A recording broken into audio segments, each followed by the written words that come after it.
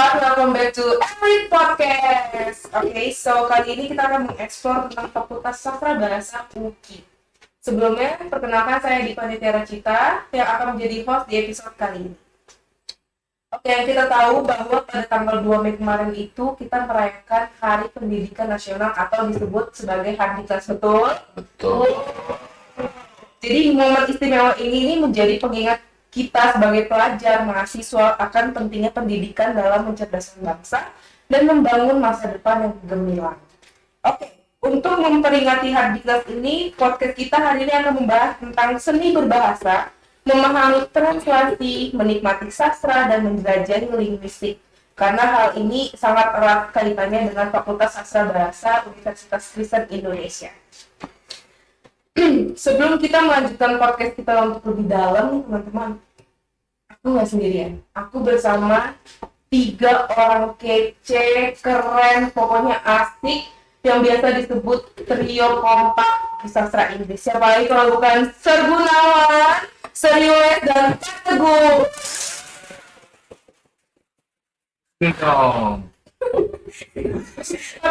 Mungkin sebelumnya boleh Bapak kece ini memperkenalkan diri dan ada di keahlian bidang apa?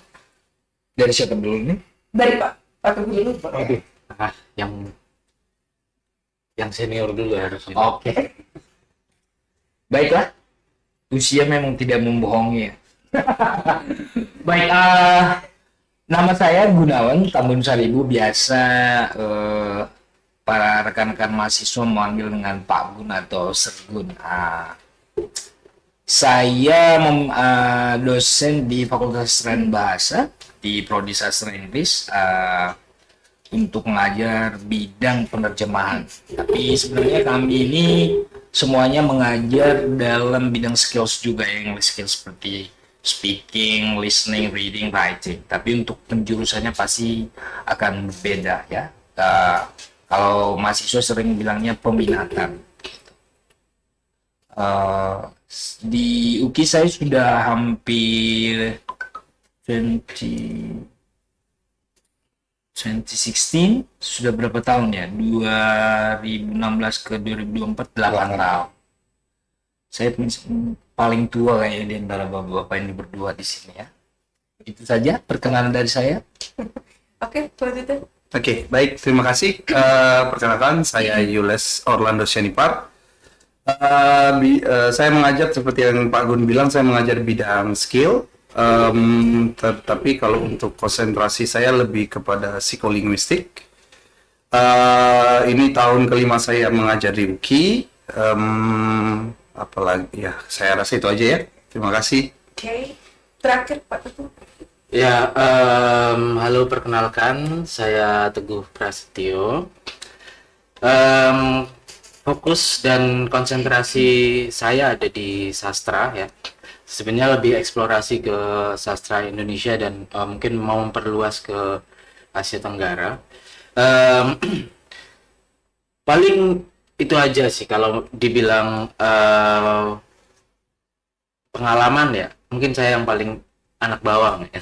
Mahasiswa sastra ini terutama yang ngeliat bapak ini kok bertiga terus bareng di kantin, di sastra juga gitu kan. Jadi kita ada inisiatif, kita bikin award aja di Tertrio gitu. Tapi awardnya masih cuman apa ya?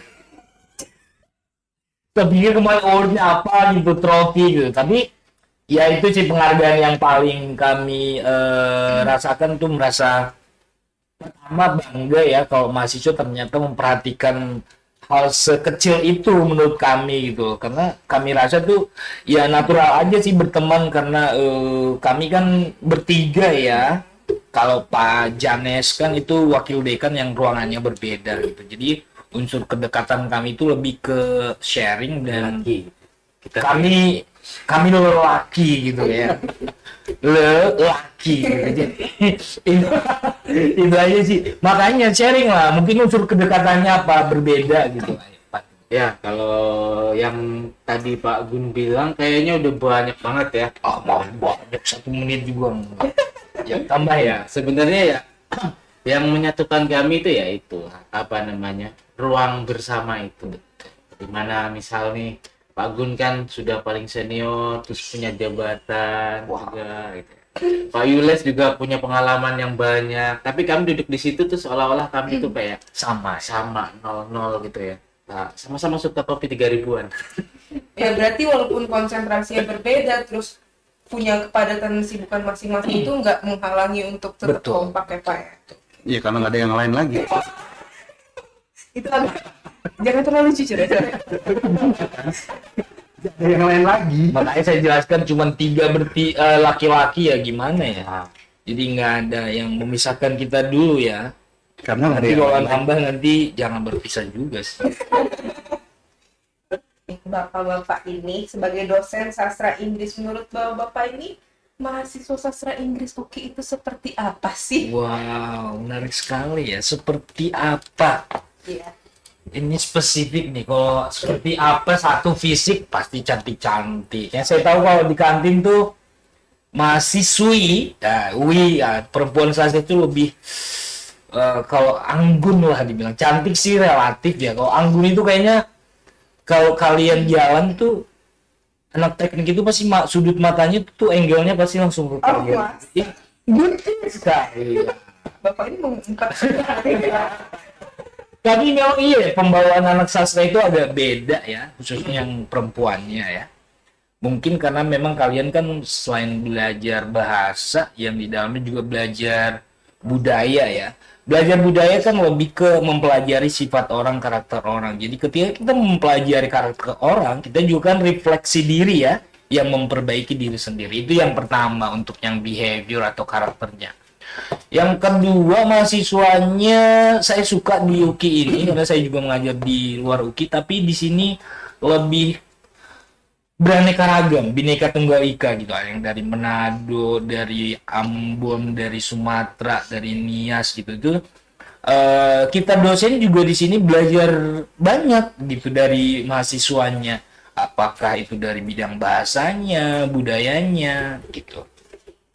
Terus ya itu saja sih kalau yang dua hal itu yang lebih ke tadi kalau karakter itu lebih wow, dibilang orang wow dalam artian kok asik ya sama anak sastra ya berteman gitu. Terus yang kedua yang tadi karakter dari asalnya gitu. Gimana? menurut serius gimana? Mahasiswa sastra, kalau menurut saya, masih benar kata Pak Gun, memang beragam. Dalam artian mereka berasal dari berbagai kota, berbagai daerah. Tapi juga karena keberagaman itu dari sisi psikisnya juga pasti akan beragam. Gitu. Makanya banyak sekali ya kejadian-kejadian yang menurut kita tidak awam bisa terjadi juga di sastra. Gitu. Contohnya. Contohnya yang itu yang mereka tahu ya taman itu ya. Spill dikit. Ya boleh di-spill gitu. Iya, jadi dalam mengekspresikan diri itu mereka beragam-beragam gitu. Itu karena budaya tadi ya. Iya, karena mereka dari berbagai tempat, dari berbagai daerah, jadi cara mereka mengekspresikan diri dari segi mengekspresikan secara emosi, secara baik, secara sedih kan berbeda-beda. Itu mungkin karena masih belum mengerti. Iya, tapi ya itu maksudnya beragamnya sih di situ. Kalau saya dari sisi psikisnya sih. Menurut Pak Teguh? Kalau saya karena tadi sebagian udah disampaikan, saya melengkapi aja lah ya. Yang jelas keunikan sastra sama bahasa biasanya adalah mereka dikasih tuntutan atau mungkin pembelajaran di mana mereka harus membaca buku secara lebih mendalam, misalnya entah itu sastra, entah itu buku-buku bahasa yang lain gitu ya. Sehingga yang menarik adalah mungkin kalau yang saya lihat ya, anak-anak sastra itu tidak gampang tersulut gitu misalnya, atau mungkin mereka punya cara sendiri untuk menyikapi sesuatu gitu, sehingga mereka saya kira ya lebih mengerti gitu perihal harusnya manusia itu bersikap seperti apa gitu. Nah, ini kan bisa dibilang baiknya, kurangnya mahasiswa-mahasiswi. Kurangnya ini Tadi saya sudah nyampaikan kurangnya. Kami iya, kami yang literasi kah atau individualisme kah atau itu untuk biar menjadi refleksi juga buat mahasiswa-mahasiswa. Harus ya. Ya kalau kekurangan ya seperti halnya beberapa generasi yang sekarang ini ya. Kalau buat saya sih karena udah banyak pakar teknologi dan sebagainya, mereka banyak suka yang praktis, yang instan-instan gitu. Dan pengen pinter, pengen instan. Tapi ya saya kira itu bukan sesuatu yang harus berhenti di situ, karena di sini kan di dalam proses pembelajaran akan terus ada perbaikan yang mungkin dari dosennya, dari seluruh stakeholder pendidikan di sinilah. Dari saya ya. Saya sih kayaknya karena udah tua ya, nggak melihat kekurangan lagi. Cintanya lah. Mana penjelasan? Banyak penampilan teater gitu, itu termasuk di sastra ya? Ya, masuk. Oke, berarti sastra itu luas ya Pak ya, nggak cuma hanya membaca novel segala macam gitu ya. Oke, sekarang kita ke translation yang diajarkan oleh Pak Gunawan. Jadi sebenarnya translation itu apa sih Pak? Translation. Sebenarnya kan tadi kalau bidang kita kan di Fakultas Sastra dan Bahasa ya. Khususnya kita ada tiga prodi sastra Inggris, prodi pendidikan bahasa Mandarin, dan pendidikan bahasa Inggris. Nah, prodi sastra Inggris sendiri kan sebenarnya dulu ada 3 peminatan nih, yang tadi kita ngomongin peminatan. Jadi sebenarnya itu ada rumpun ilmu, ada pohon ilmu, ada cabang ilmu gitu ya. Nah, kalau rumpun ilmu kita kan humanism, mengenai manusia gitu ya. Nah, pokok ilmunya itu kita ke bahasa dan sastra. Di bawahnya ini ada lagi nih Pak Teguh tadi yang sastranya, kami bahasanya pun ada terbagi. Nah, kalau saya ada di applied linguistic, artinya kita sudah belajar bahasa nih. Bagaimana mempelajari awal seseorang mempelajari bahasa dari bayi sampai kita bisa membuat kalimat lengkap dan memahami kalimat ya. Ada disebut dengan phonology, morphology, syntax, dan semantics. Biasanya itu ilmu di linguistics. Kalau saya applied linguistics, kenapa disebut applied? Artinya kita sudah mempelajari bahasa tapi langsung dipraktekkan. Nah, ilmu penerjemahan ini adalah mempraktekkan ilmu bahasa tadi ke dalam dunia menerjemahkan. Artinya menerjemahkan di sini bukan hanya teksnya yang kita transfer ke, ada 2 bahasa nih ya, misalkan bahasa Indonesia dengan bahasa Inggris. Ada teks berbahasa Indonesia, kita harus transfer ke bahasa Inggris. Teks yang kita transfer itu kan teks, makanya translation. Kalau lisan kan interpreting namanya. Nah, teks itu yang diterjemahkan menggunakan struktur kan. Ketika strukturnya atau linguistiknya tidak tepat, itu kan berbeda maknanya. Gitu, makanya applied linguistic. Di saat kita menerjemahkan, kita menggunakan ilmu bahasa yang tadi. Gitu, itu namanya applied linguistic. Itu translation itu sebenarnya lebih susah nggak sih dari sastra, atau punya keahlian yang berbeda? Makanya di peminatan itu mestinya kalau mahasiswa disuruh milih 3 peminatan tadi, linguistik, applied linguistic, dengan sastra, ya tergantung susah tidaknya itu relatif ya. Misalkan Diva sekarang kan milih translation, berarti kamu memang lebih nanti kedepannya menyukai di dunia kerja yang bidang itu gitu. It's based on the student's choice gitu. Nanti one day ketika lulus nanti what I'm applying for, untuk nanti kerja bidang apa sih yang saya sukai, itu aja sih sebenarnya.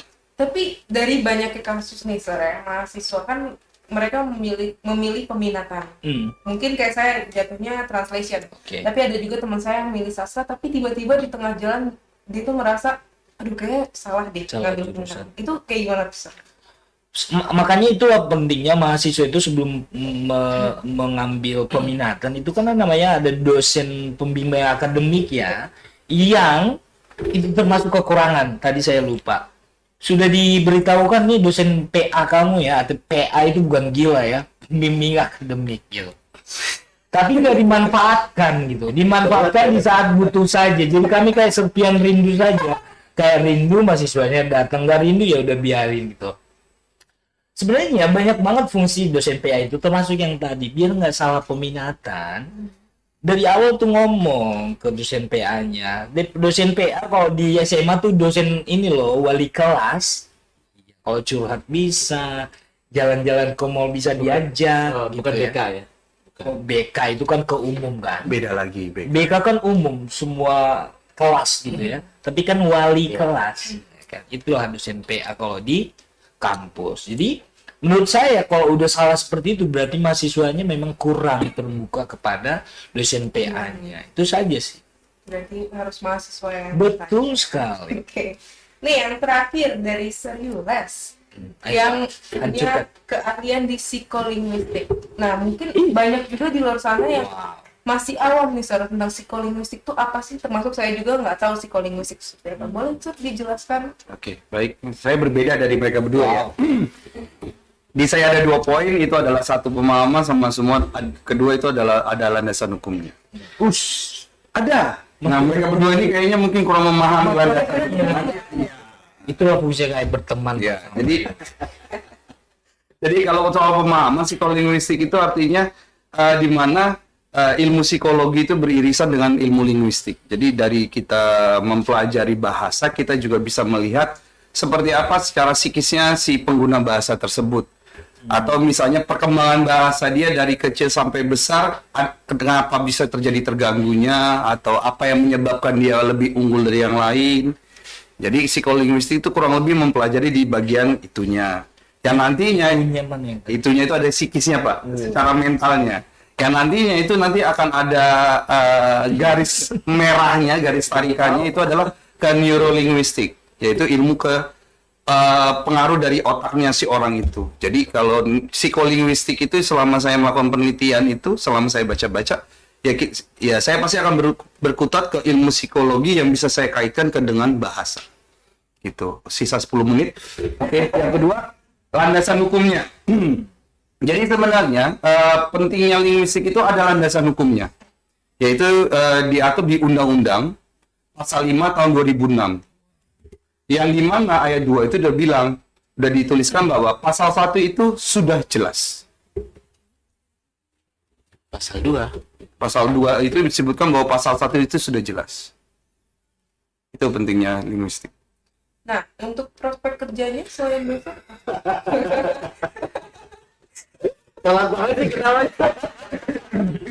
untuk prospek kerjanya seperti apa, Sir? Ya prospek kerjanya sebenarnya kalau sebagai linguistik itu, prospek kerjanya itu bisa sebagai pengajar, bisa sebagai editor, intinya bermain dengan bahasa. Enggak gitu. Punchline-nya cuma kayak gitu. Moderator itu pas sudah bilang pasal 5 tahun 2006 yang disebutkan di pasal 2, pasal 1 itu sudah cukup jelas. Tapi punchline-nya nggak ditangkap gitu loh. Enggak, gitu. Bapak juga nggak ngerti ya. Kita nggak ngerti. Kita telat lagi. Oh iya, Prosesor kita nih. kurang tektokan nih ya. Namanya juga manusia. Semuanya. Oke. Nah, ini ada pertanyaan penting nih, Sir. Dari banyaknya sekarang ini udah canggih kayak AI sama penerjemah otomatis di internet, itu gimana sih tanggapannya, Sir? Penerjemah. Dari Anda dulu lah sebagai Mungkin bisa seorang banyak yang pakai Ya. Menarik sih. Jadi saya ingat kemarin baru aja minggu lalu terjadi. didorong sama Sergun sebagai senior. Ayo lu. Newbie harus ikut seminar yang banyak gitu kan. Jadi adalah salah satu pembicara Prof Maneke waktu itu, kalau Diva tahu atau teman-teman tahu, beliau menyampaikan bahwa ya AI mau nggak mau kita harus hadapi ya dan gunakan ya. Kita nggak mungkin menyetop perkembangan zaman, dan dalam sastra gitu, walaupun mungkin banyak yang kontra gitu ya terhadap penggunaan AI, tapi nyatanya memang sudah dilakukan. Ada satu peneliti, kemudian dia juga dosen yang berusaha meneliti bagaimana sih kalau AI ini dicekoki sama pengetahuan-pengetahuan karya sastra yang ada, kemudian dia membuat karya sastra yang sendiri gitu ya. Itu nama penelitinya sama akademisi ya katakanlah gitu ya, atau mungkin budayawan, namanya Martin Suryajaya. Silakan nanti kalau ada yang mau baca. Pada intinya adalah di buku itu bahwa sistem kerja AI sama aja kayak manusia gitu ya. Kita menciptakan sesuatu kan juga harus baca dulu, nggak mungkin dong tiba-tiba inspirasi dapat ting gitu ya. Tapi kita harus baca dulu, sama AI juga harus baca. Semakin banyak bacaan atau sumbernya AI, maka dia akan semakin jago ngolah kata, sama seperti manusia. Jadi pada dasarnya ya sama aja, manusia sama AI juga sama aja kayak gitu. Jadi mau nggak mau ya kita kalau ngomong AI itu nggak original ya, manusia juga nggak original gitu. Jadi sekarang kayaknya udah nggak, bukan persoalan mana yang lebih baik, mana yang lebih buruk gitu ya. Jadi kalau ada memang kolaborasi yang apik gitu ke depan, mungkin kita bisa tetap berkembang ya secara keilmuan. Nah kalau dari saya sendiri, waktu itu pendapat Prof. Manate itu adalah ya agar kita tidak jadi robot gitu ya, maka kita yang pegang kendali. Caranya gimana? Ide tetap muncul dari kita. Nah AI cuma tinggal kayak pesuruh aja gitu. Jadi co-author lebih tepatnya ya. Jadi kita punya ide apa, punya mind map dan sebagainya, nanti AI cuma kayak perangkat untuk membantu kita menyusun itu agar lebih cepat dan mungkin lebih efisien di masa yang akan datang. Kita nggak tahu ya, mungkin di masa yang akan datang tuntutan untuk cepat kerja itu lebih besar, saya nggak tahu tuh ya. Mungkin dari penerjemahan sama linguistik. Saya kalau yang nutup nanti Pak, kan Bapak ilmunya lebih ke, saya bertanya-tanya juga nih, gimana psikolinguistik dengan AI? Coba. Jadi kalau mengenai AI, sebenarnya beberapa waktu yang lalu saya ada mengikuti kayak rapat lah. Jadi ada yang disampaikan bahwa sebenarnya AI itu pun masih memiliki kekurangan. Jadi perbedaannya AI dengan manusia itu kan AI dulu deh. Kalau AI itu kan lebih kepada, kalau misalnya kita gambarkan AI itu sebuah garis lurus. Yang artinya dari titik satu ke titik lain dia akan membentuk sebuah garis lurus. Tapi kalau otak manusia dari titik satu ke titik lain dia bisa berbagai rupa bentuknya. Jadi iya, memang AI itu masih bisa lah menciptakan sebuah karya bahasa, bisa juga untuk meneliti sebuah karya bahasa. Tapi kalau dalam bentuk yang dari yang saya dengarkan saat itu, masih dalam bentuk simple, dalam bentuk yang memang tidak rumit seperti cara berpikirnya manusia. Saya setuju dengan Pak Teguh bilang bahwa manusia pun itu juga tidak original, betul. Tapi perbedaan ketidak original antara AI dengan manusia adalah kalau AI itu ya hanya sebatas dari si makernya, penciptanya. Tapi kalau manusia ya bagaimana dia mencari tahu, menggali lebih dalam segala informasi yang dia dapatkan. Makanya kembali lagi tadi, sejauh ini AI itu, ini saya baca udah lama, cukup lama juga. Salah satu, mungkin saya salah, mungkin saya benar, mudah-mudahan saya benar. Salah satu bidang ilmu atau bidang pekerjaan yang tidak akan mungkin bisa diganti oleh AI itu adalah salah satunya pengajar. Betul. Itu tidak akan bisa, karena namanya pengajar itu kan kita tidak, misalnya ada satu materi, ya kita nggak bisa cuma satu garis lurus saja. Pada saat kita nanti datang ke kelas, kan anak-anaknya kan pasti akan berbeda. Ya kita harus bisa beradaptasi. Gitu. Jadi Perlu ya? Bagi translation. Iya betul ya. Saya mengiyakan pendapat bapak-bapak ini, sama dengan Pak Yulas bilang, kalau mesin mungkin kalau dalam pengajaran mengajar satu arah, padahal karakteristik para anak didik berbeda. Kalau dari beliau ini tadi karyanya ya, yang diolah oleh mahasiswa dengan karya yang diolah oleh mesin, bagus yang diolah sama mesin, cuma tetap selalu ada kekurangan. Nah, Kalau untuk bidang ilmu saya hubungkan langsung dengan bidang ilmu saya, dan memang selalu saya bilang ilmu penerjemahan tidak akan bisa disaingi oleh AI manapun dan sampai kapanpun.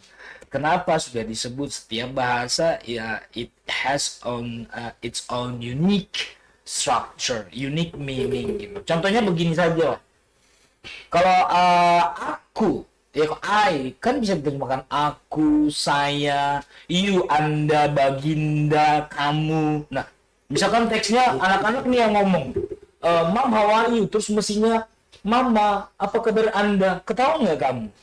Iya, jadi itulah karena penerjemahan itu erat tadi hubungannya dengan manusianya. Karena yang menghasilkan karya sastra kan manusia. Jadi ketika menerjemahkan tetap kita harus memberikan melihat ini teksnya, konteksnya siapa yang berbicara, kepada siapa teks ini dibicarakan, di mana teks ini dibicarakan, itu tetap kontekstualisnya. Kalau mesin tidak mengenal kontekstual gitu. Nah, jadi saya bilang enaknya kalian ini di masuk Fakultas Sastra dan Bahasa, jangan takut, kalian itu bidang pekerjaannya tidak akan pernah hilang di luar sana, ya.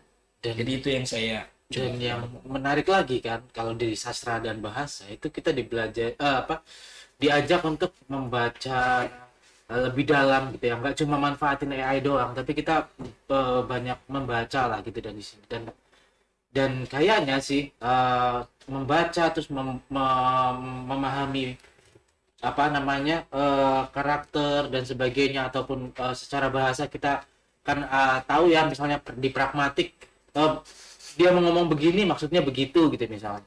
Ya itu kesensitivitasan yang seperti itu kan saat ini belum dikuasai oleh AI ya. Setidaknya kalau biar kita tetap manusia ya, sastra dan bahasa sih adalah kayaknya disiplin ilmu yang akan mengubah kita tetap jadi manusia. Dan Berarti AI itu nggak sepenuhnya negatif. betul. Oke, kita ada di penghujung acara. Ada 2 pertanyaan lagi nih, Sir. Untuk banyak. bapak sekalian ini kan sering kumpul bertiga Oh, dan Kumpul. punya di bidang yang berbeda-beda. hmm. Pernah nggak sih kepikiran atau ngobrol tentang bikin penelitian bareng? Oh, pernah. Cuma saya ditinggal mereka berdua. Ini jangan terlalu juga ya begitu. Soalnya Pak Yulius tuh kendaraannya kenceng, jadi kami duluan. Kami kan naik Transjakarta, ya kan? Dia naik mobilnya beda lah. Biasa ya, paling victim kan. Bikin penelitian bertiga. Iya, saya sejujurnya saya sama Pak Yulius yang pertama pernah melakukan bersama. Iya. Mungkin bidang ilmu kami agak sama kan. Saya linguistik terapan, dia yang linguistik dekat lah psiko. katanya. Karena sampai sekarang kami lebih dekat dulu. Maaf ya. Nah, kalau di sama Pak Teguh juga sedang meneliti. Karena memang kalau penelitian di kami multidisiplin itu memang lebih bagus ketimbang Sama satu peminatan. Juga tadi kan Pak Yulius kan pintar soal psikologi dan sebagainya. Saya juga berencana untuk berkolaborasi dengan Belum ya? beliau. Ya sudah merencanakan, tapi tinggal Belum ya? direalisasikan. Langsung. Jadi bapaknya itu tadi bilang kita Ya, kami menunggu ya penelitian itu. Pasti pertama kami tertarik. kalian Iya, kurang baca ya Google Scholar nama Pak Teguh Pras. Kalau yang bertiga gitu loh. Oh iya ya. Gunawan Tanggung Boleh, haruslah bertiga. Penelitian yang belum jadi kan ada tuh. Boleh lah. Udah lanjut. Oke, pertanyaan terakhir nih. Ada nggak sih Pak kira-kira pesan atau nasihat yang Bapak ingin sampaikan pada para mahasiswa-mahasiswi Pasti, Bang. sastra Inggris yang atau mungkin calon mahasiswa-mahasiswi sastra Inggris yang akan masuk? Dari Bapak dulu, biar nggak kebanyakan nongkrong atau biar mulutnya nggak tahu.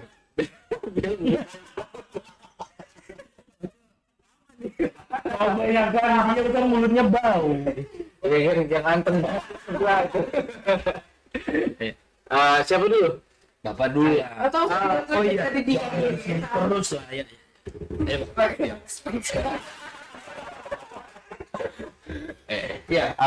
Pesan ya.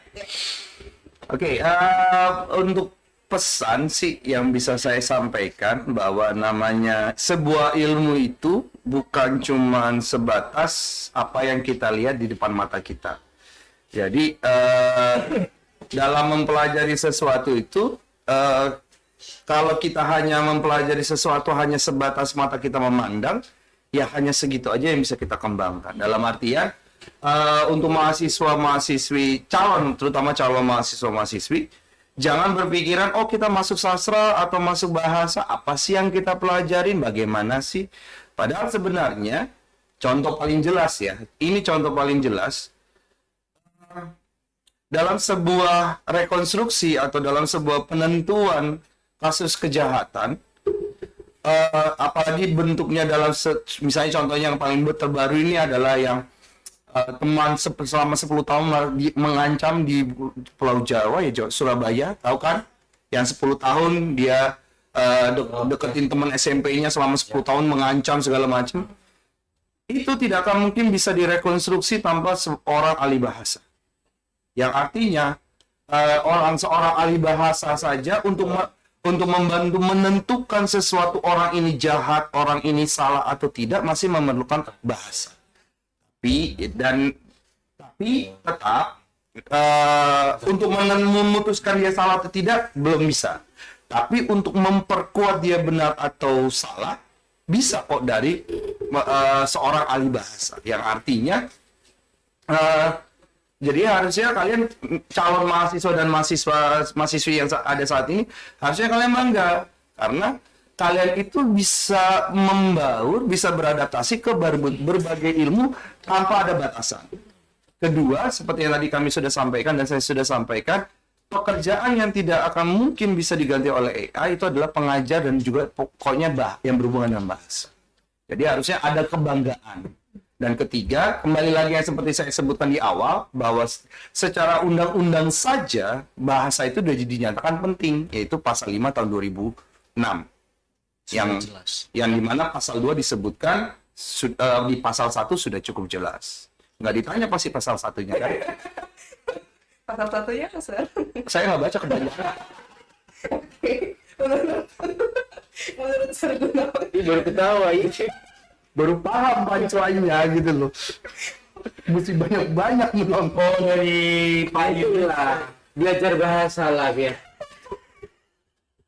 Lah makanya mereka masuk sastra. Ya maklum saya udah semester akhir kan. Pusing ya. Sih. Sering-sering lah ketawa ya. Nanti nangis. Gimana Sir? Oh iya, jadi lupa kan. Tadi dari akademisnya ya, kalau saya sih lebih ke namanya, saya selalu ingin mengedepankan karakter ya di mahasiswa ya, karena saya selalu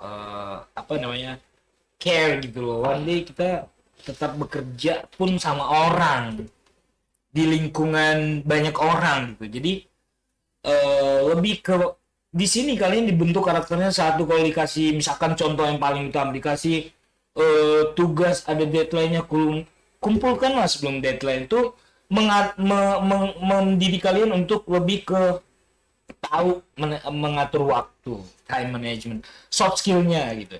Dan yang kedua, kalian di sini selama 4 tahun kan namanya sudah berapa tahun Diva di sini?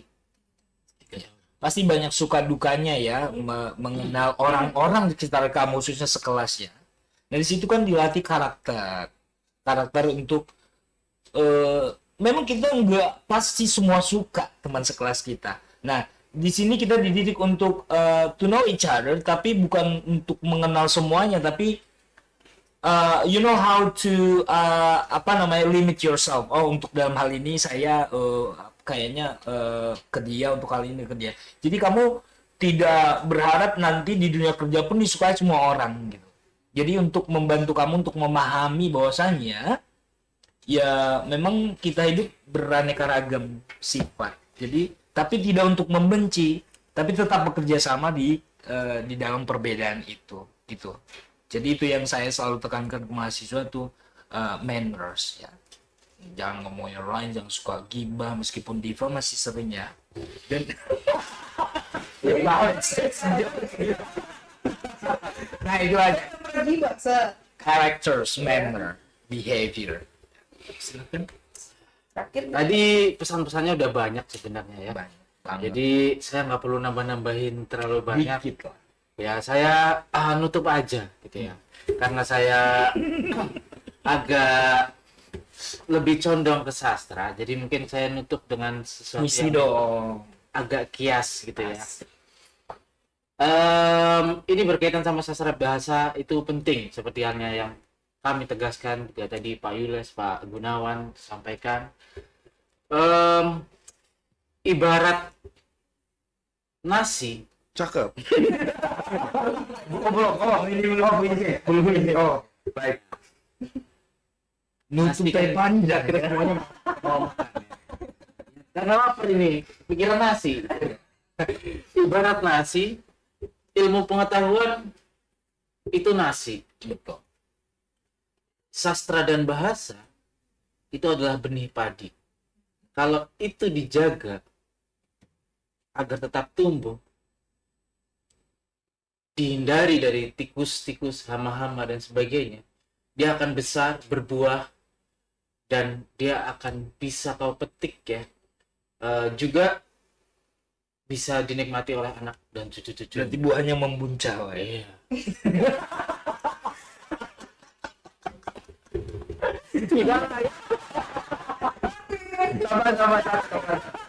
Oke, mungkin dari kalau Diva melihat dari sisi sastra sama sisi translation, itu dalam bentuk hasil ya.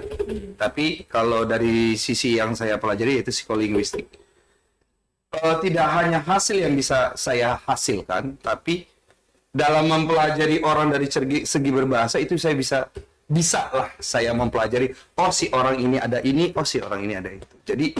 Jadi dalam artian sastra bahasa itu bukan hanya dalam bentuk hasil saja, tapi dalam bentuk bersosialisasi, terutama psikolinguistik. Dalam bersosialisasi kita bisa mempelajari orang tersebut bagaimana secara psikisnya. Itu sih. Dia harus pintar-pintar ngebohongin dia biar dia ketawa. Kurang lebih. Iya. Oke, terima kasih atas waktu dan ilmunya Pak Gunawan, Pak Yules, dan Pak Teguh. Berikan untuk mahasiswa sastra Inggris, kalian harus bangga karena bahasa itu penting. Dan untuk calon mahasiswa sastra Inggris, jangan takut, dosennya tidak galak, mata kuliahnya seru. Oke, terima kasih. Paling ramah ini yang depan. Paling lama. Oke, semoga yang disampaikan oleh dosen-dosen tercinta kami ini bisa memotivasi dan memberi inspirasi kita semua ya. Dan juga terima kasih untuk penonton Elite Podcast. Jangan lupa untuk ikutin terus episode selanjutnya. Saya Diva Nitya pamit undur diri. Sampai bertemu di episode selanjutnya. Bye.